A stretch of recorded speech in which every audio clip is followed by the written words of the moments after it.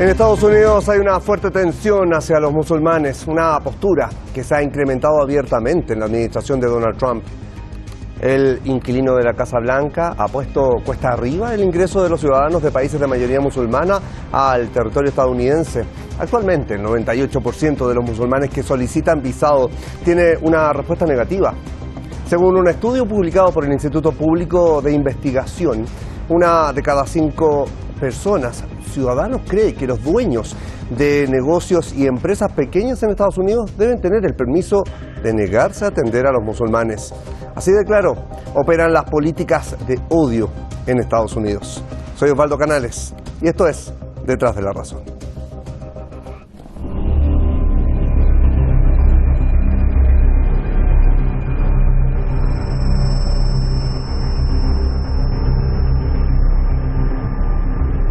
Este tipo de universidades están en la mira de Trump.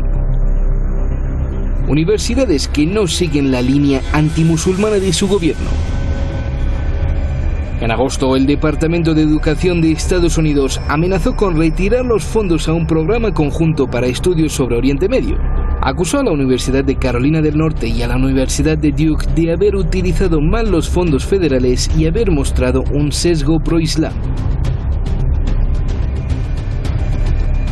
Hay un énfasis considerable en la comprensión de los aspectos positivos del Islam, mientras que hay una ausencia absoluta de cualquier enfoque similar en los aspectos positivos del cristianismo, el judaísmo o cualquier otra religión o sistema de creencias en el Oriente Medio. El Departamento de Educación ordena a las universidades cambiar el programa de estudios o perderán su financiación federal. Esta amenaza ha enfurecido a la comunidad académica.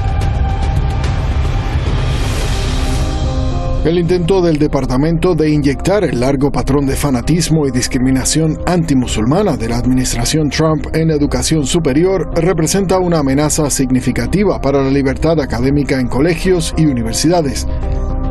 La secretaria de Educación, Betsy DeVos, ordenó investigar el programa de estudios de Oriente Medio después de que el congresista republicano George Holding dijo que el programa de estudios es severamente anti-Israel y antisemita.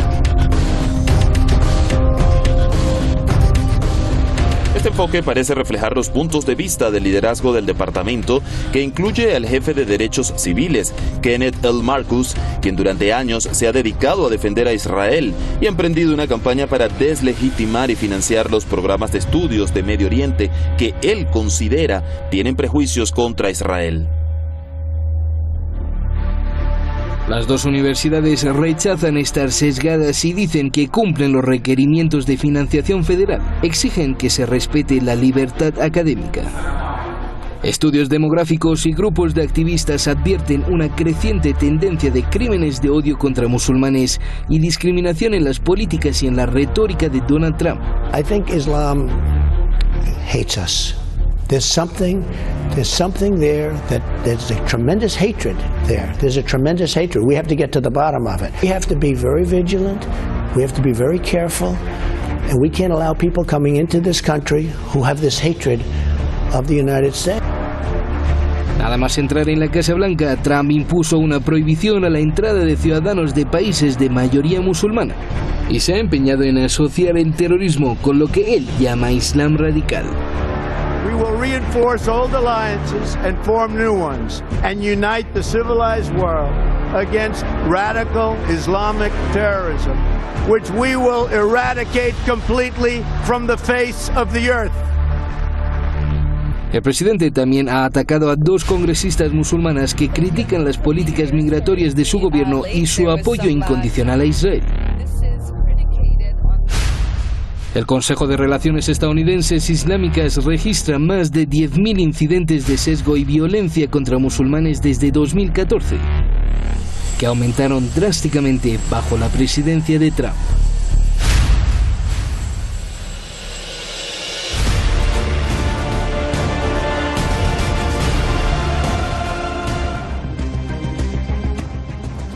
Bien, y ahí veíamos el trabajo de investigación de nuestro equipo de producción de Detrás de la Razón. A ellos muchísimas gracias por habernos puesto en contexto y saludar de inmediato a Eurico Campano, periodista desde Madrid, que nos acompaña también junto a Nicolás Hadwa, analista internacional desde la ciudad de Valparaíso en Chile. A ambos, muchísimas gracias por estar con nosotros acá en Detrás de la Razón. Quiero comenzar con lo siguiente. Veíamos la nota contexto, lo que ha ocurrido en el último tiempo con el tema de la migración o los visados de ciudadanos de países de mayoría musulmana. ¿Cuánto más ha aumentado la islamofobia en Estados Unidos en este periodo o en la administración de Donald Trump? Parto contigo, Eurico.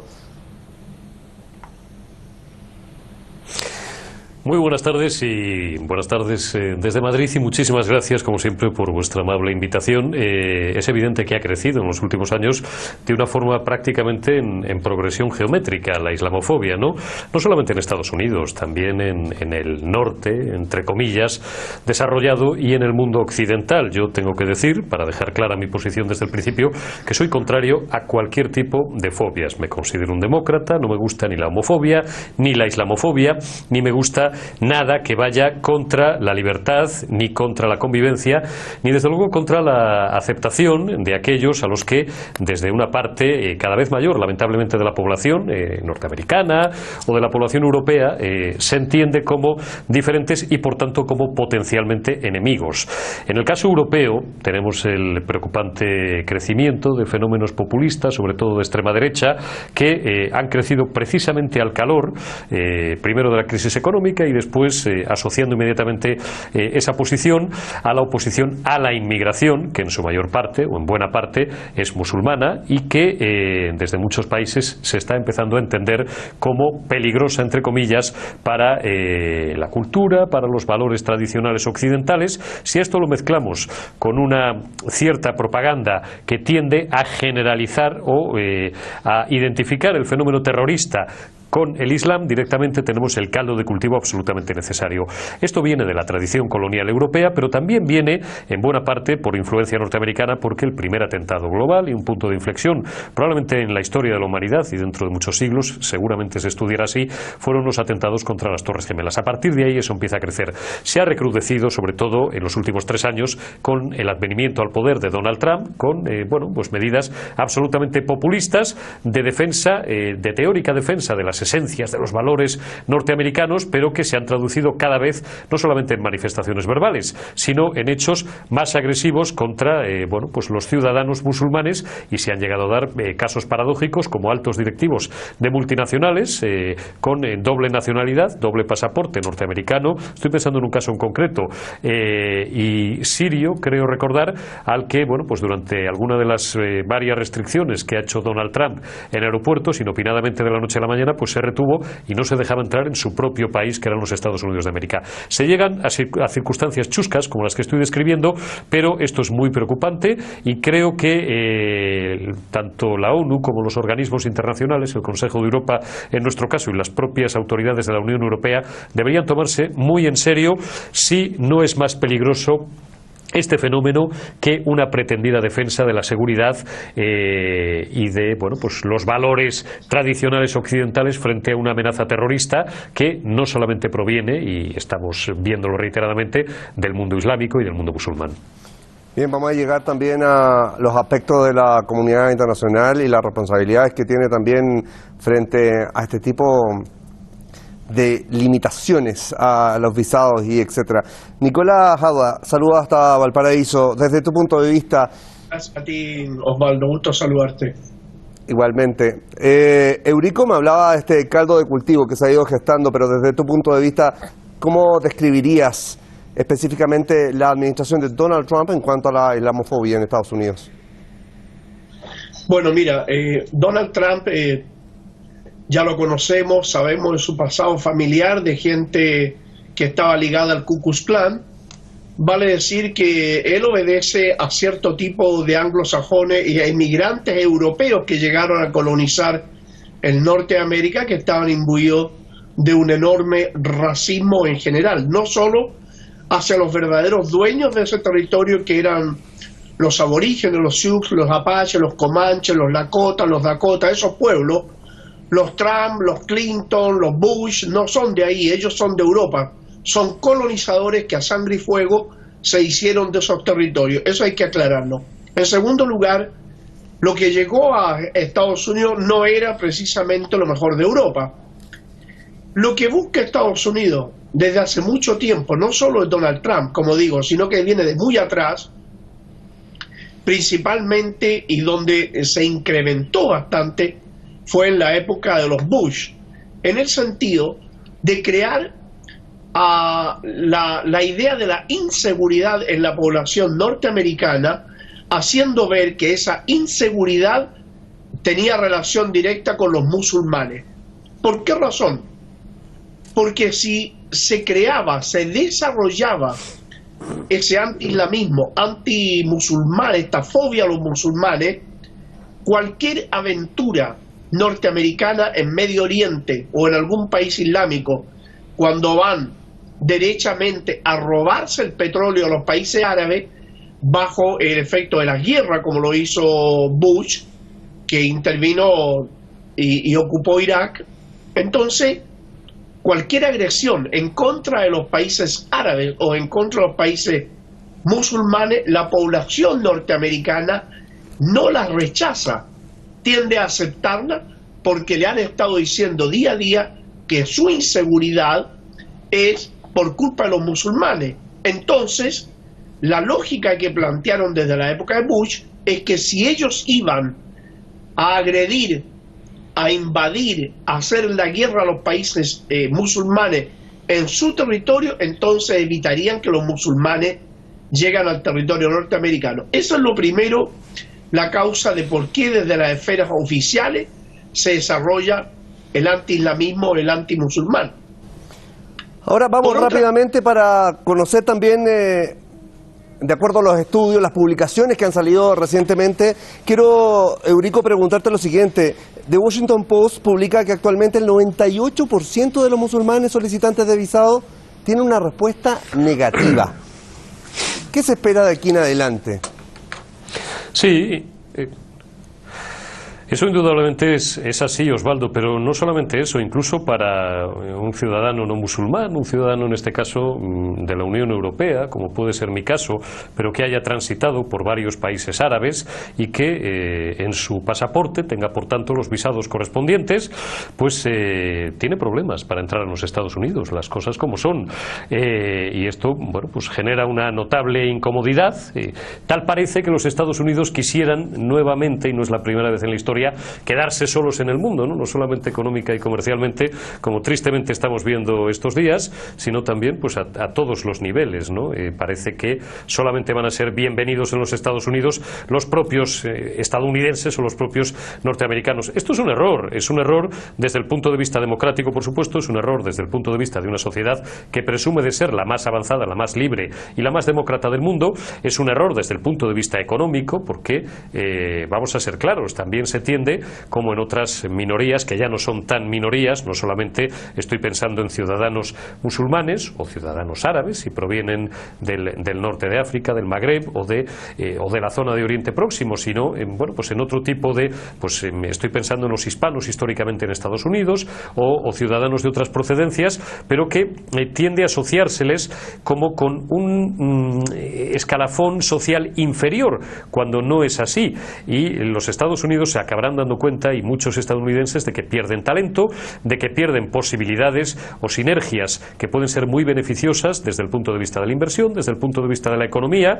No se puede cerrar la puerta de una forma tan alegre, cuando además vemos, por cierto, y esto no está de más el añadirlo, aquí por ejemplo, que el propio Trump no le hace ascos a negociar con grandes magnates de los Emiratos o de Arabia Saudí, que no es precisamente un régimen campeón de las libertades, y bueno, pues cuando hay dinerito de por medio parece que, y con concluyo de momento con eso esta segunda reflexión, parece que la islamofobia se rebaja y se relaja, ¿no? Por hacer un juego de palabras en castellano. A lo mejor a un jeque procedente del tradicional socio en esa zona de los Estados Unidos, como es Arabia Saudí, pues parece que no se le va a poner ningún problema. Pero sí, en general, el 90 y tantos % de la población civil, de la población normal, de infantería, como podemos ser cualquiera de nosotros, pues tendrá notables problemas, insisto, no solo si es musulmán, sino si ha transitado y tiene visados en su pasaporte de varios países árabes. Se le considerará como mínimo como sospechoso, lo cual, pues hombre, en pleno siglo XXI y con el derecho internacional y el propio sentido común a la vista, pues parece un exceso.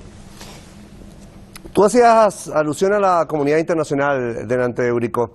A Nicola quiero llevarlo a las cifras en terreno. Dicen que las cifras esconden las realidades, pero finalmente nos reflejan lo que está ocurriendo e impactan. 1.419 visados en 2017 y de esa cifra bajó a 69 entre 2018 y lo que va desde 2019.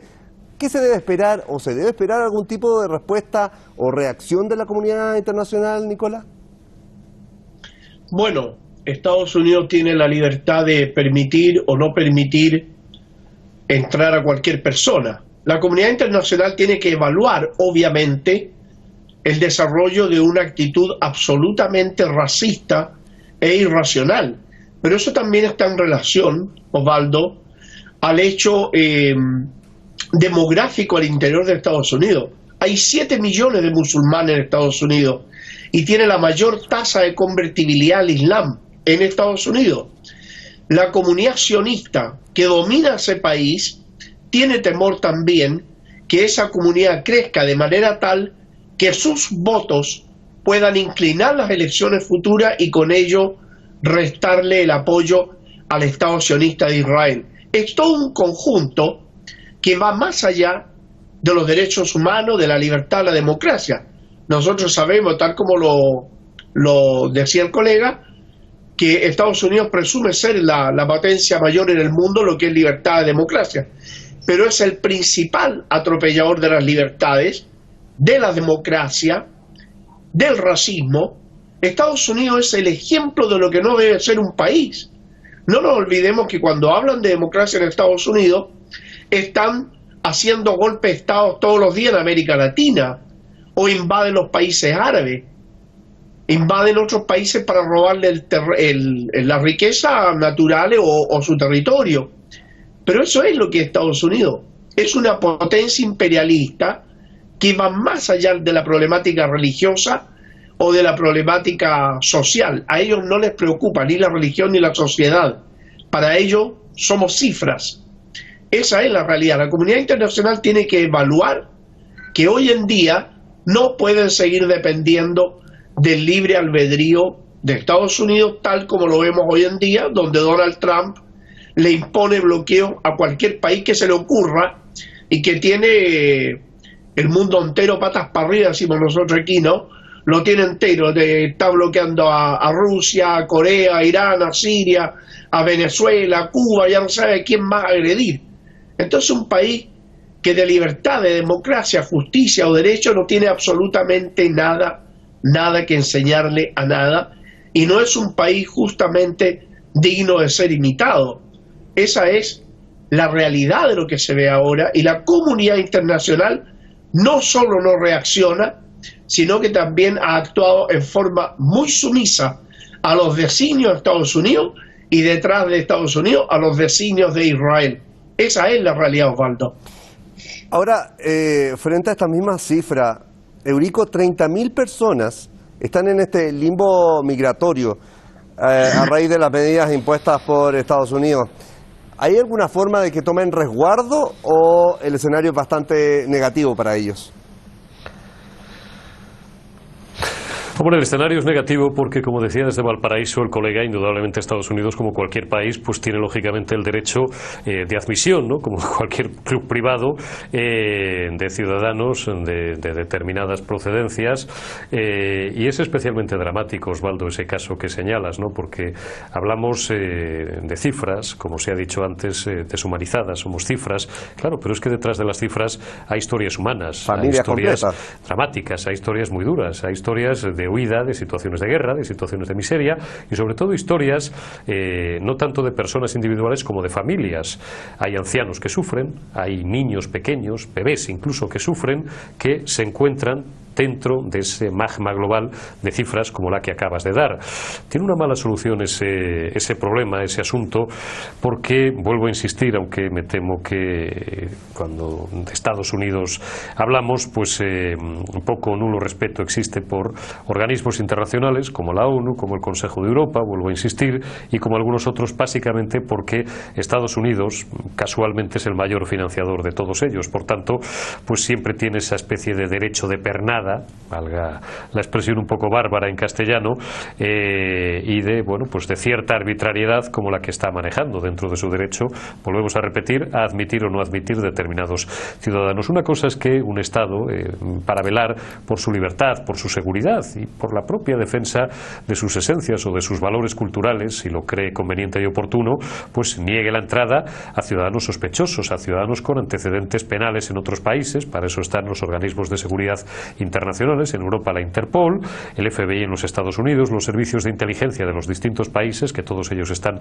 siempre conectados, interconectados, y otra cosa es ese veto genérico, ese veto general del que estamos hablando y que estamos denunciando, que siempre al final encubre en una amplísima mayoría de los casos situaciones absolutamente dramáticas y situaciones injustas.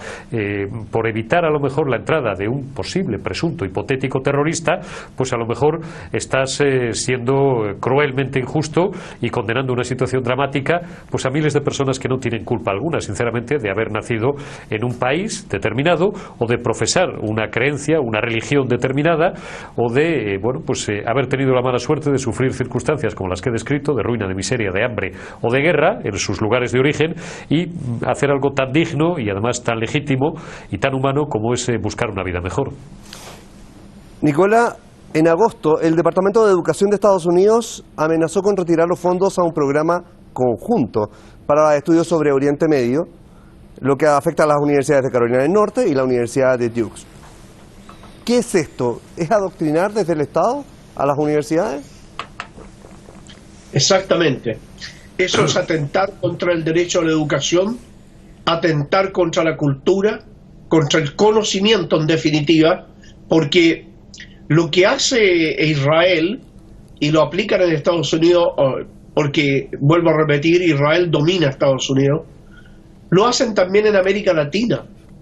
Los organismos de inteligencia israelíes están promoviendo en toda América Latina una ley que impide cualquier crítica al Estado de Israel.